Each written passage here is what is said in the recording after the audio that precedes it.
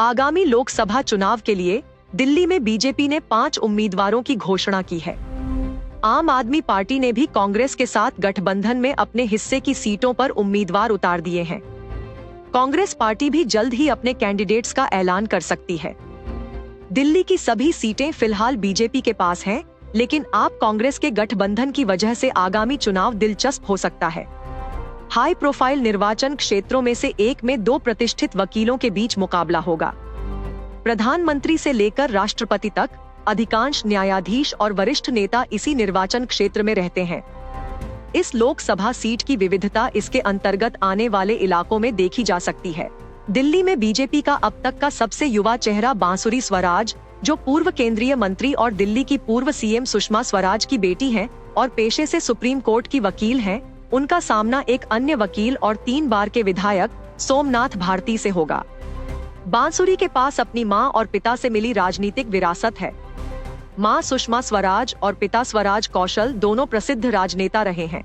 मोती नगर से लेकर ग्रेटर कैलाश तक, करोल बाग, पहाड़गंज, कनॉट प्लेस, खान मार्केट, साउथ एक्सटेंशन और सरोजिनी नगर जैसे कई व्यापारिक केंद्र इसी संसदीय क्षेत्र में आते हैं।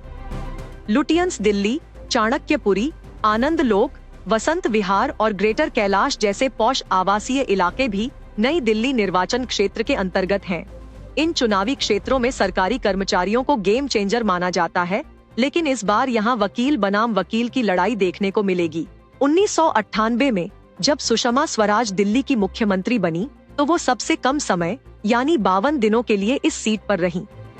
वो 1996 में दक्षिणी दिल्ली निर्वाचन क्षेत्र से कांग्रेस के कपिल सिब्बल के खिलाफ जीती और पहली बार लोकसभा के लिए चुनी गयी।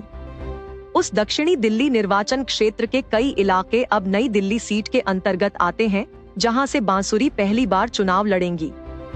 उन्हें वकील और राजनेता सोमनाथ भारती से कड़ी चुनौती का सामना करना पड़ेगा, जो कांग्रेस के साथ गठबंधन में आम आदमी पार्टी के टिकट पर चुनाव लड़ेंगे।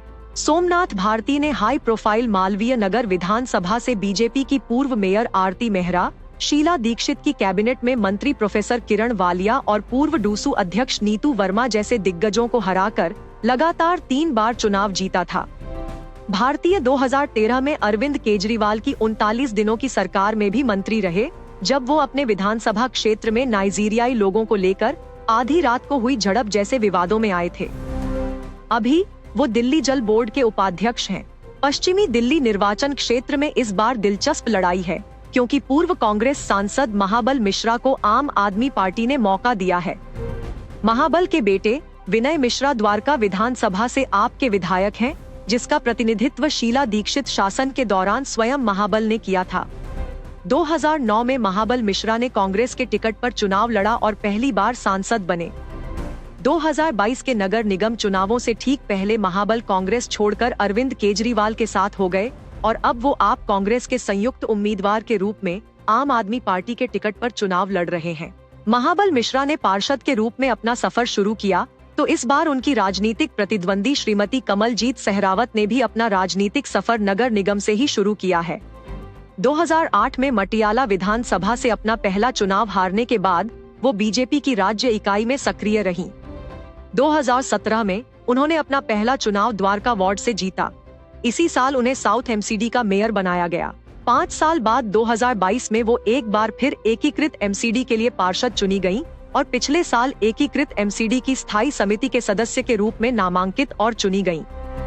वो जाट समुदाय से हैं। उसी समुदाय से परवेश साहिब सिंह वर्मा आते हैं, जिनकी जगह वो चुनाव लड़ रही हैं।